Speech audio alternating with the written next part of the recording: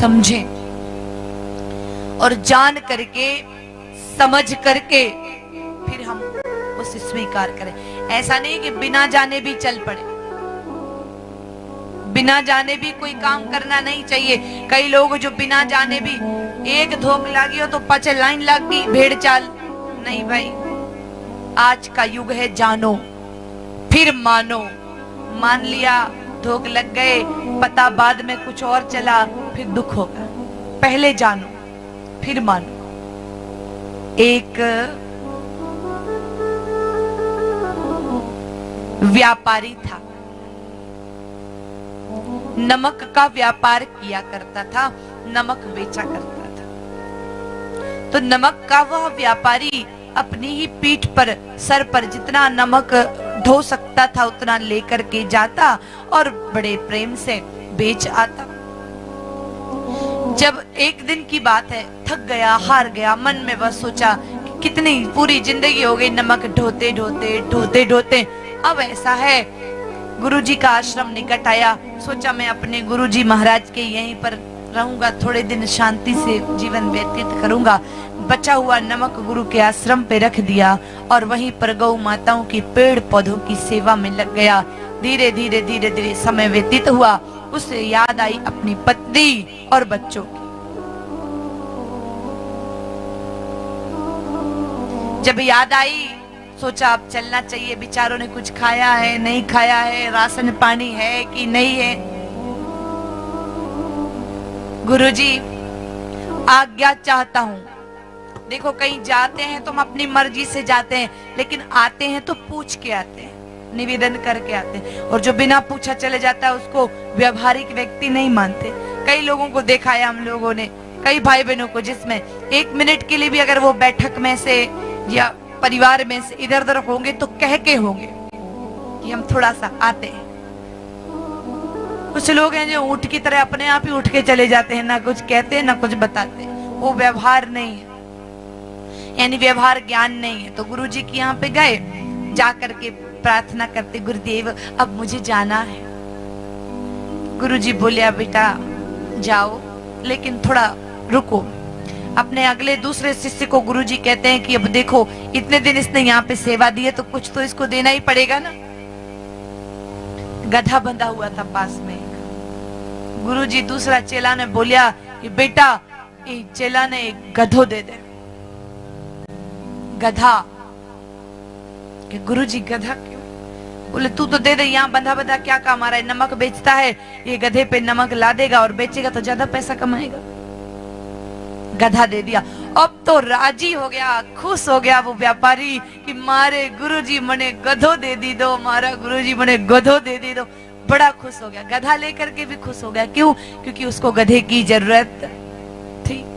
अब तो रोज गधे पर नमक की बोरियां लाता है, चला जाता है, बहुत पैसा कमाता है, आ जाता है, निरंतर यही कर्म वह करता है। एक दिन गधे की तबीयत बड़ी खराब हो गई, बहुत तेज धूप थी, गधे को चक्कर आ गए, भूमि पर गिर गया और गधे ने प्राण त्याग दिए। अब तो व्यापारी रोने लगा, रे राम अब क्या हो? फिर वही अपने कोई गधा बनना पड़ेगा, बोरी उठाओ और ले जाओ।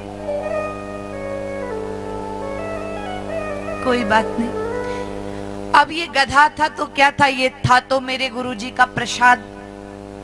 इसलिए उस व्यक्ति ने गड्ढा खोदा, एक गड्ढा खोद करके और नमक बिछाया और गधे को वहां सुलाया, मिट्टी डाल दी, समाधि बना दी। समाधि बना करके 2-4 फूल तोड़े और वह फूल तोड़ करके समाधि के ऊपर चढ़ा के प्रणाम कर लिया कि गधे ने इतना साथ दिया, ये भी कोई कम नहीं था। और प्रणाम करके थोड़ा सा आगे सरका, उसी रास्ते से कुछ यात्री आ रहे थे। उन यात्री ने समाधि देखी, फूल देखे, फटाफट 2-4 फूल उठाए और जेब में से 10, 20, 50 रुपए निकाले, चढ़ा दिए, प्रणाम कर लिया। अब फूल और पैसे चढ़े। अब जो भी उस रास्ते से निकलता, पैसा देखता, फूल देखता, वो भी चढ़ा देता और अब तो भाई पूरे दूर दूर ख्याति हो गई, फलानी जगह बाबा की समाधि, बाबा की समाधि, बाबा की समाधि, यो पतो को नहीं कि गधेड़ा की समाधि। जो देखे वही धोख लागे, जो देखे वही धोख लागे। अब 100 लोग विनती करेंगे, एक आध का तो काम वैसे ही बन जाता है। तो ये भी बात फैल गई। अब तो उस व्यक्ति ने आश्रम बना दिया वहां पे बड़ा सा। अब कहाँ नमक बेचने की जरूरत है भाई, आश्रम बना दिया। नौकर चाकर सेवक दास दासी, अरे वाह आनंद हो गया। एक दिन उसी रास्ते से उनके गुरुजी निकल रहे थे। कौन गुरुजी? जिन्होंने वह गधा दिया था। गुरुजी मन में सोच रहे हैं कि यहाँ पे तो कुछ नहीं था, इतना बड़ा आश्रम, हो सकता है कोई संत आके रहने लग गए हो, चलो चलते हैं। भीतर गए, अंदर देखा तो खुद कोई चेलो। कह रहे तू यहाँ क्या कर रहा है, तू तो नमक बेचता था ना। कहा बाबा जी अंदर चलो सारी बात बताऊंगा। अब गुरु से क्या छुपाना। बिठाया और बिठा करके बोलता है, गुरुजी आपको याद है आपने मुझे गधा दिया था? बोले गधा तो दिया था, लेकिन गधे से इस आश्रम का क्या संबंध है? कहा गुरुजी वो गधा जब तक जिंदा रहा उसने बहुत सहायता की, लेकिन मरने के बाद तो उसने मुझे बहुत कुछ दे दिया।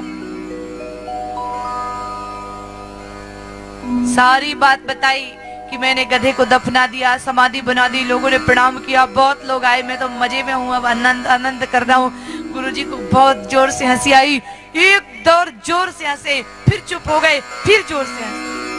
चेले ने पूछा गुरुजी एक बार हंसे तो मैं समझ गया कि मेरी मूर्खता पे हंस रहे हो, दोबारा क्यों हंसे?